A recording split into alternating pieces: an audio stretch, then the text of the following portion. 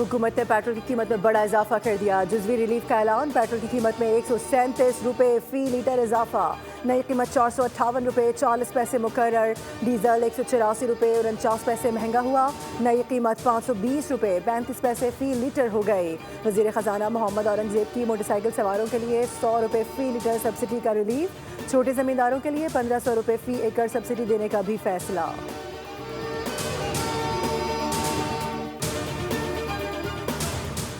कराची में आज भी बारिश का इम्कान। गुज़िश्ता रोज़ तेज़ आंधी और बारिश के दौरान हादसात रिपोर्ट हुए। रेस्क्यू हुकाम के मुताबिक मुख्तलिफ हादसात में अमवात की तादाद 7 हो गई। मुतादिद अफराद ज़ख्मी हुए। मगरिबी हवाओं का सिस्टम 4 अप्रैल तक मुल्क के दीगर इलाकों पर असरअंदाज रहेगा। गुज़िश्ता रात शहर के मुख्तलिफ इलाकों में बारिश और ज़ालाबारी रिपोर्ट हुई।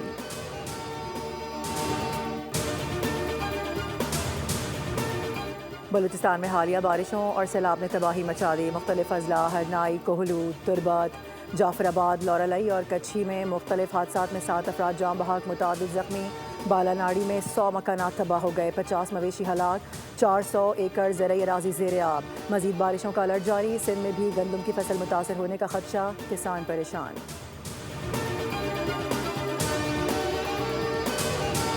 और ट्रंप के ऐलान के बाद अमेरिका और इसराइल ने ईरान पर हमले तेज़ कर दिए। तेहरान के करीब अहम पुल पर हमला कर दिया। 1 सदी पुराने तिब्बी तहकीकाती मरकज़ को भी निशाना बनाया गया। सनती तनसीबात और स्टील प्लांट्स पर भी हमले किए गए हैं।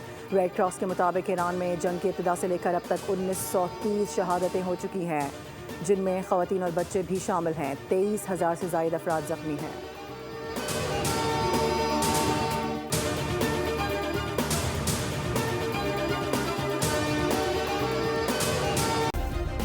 सब्सक्राइब करें और बेल दबाएं ताकि कोई खबर रह न जाए।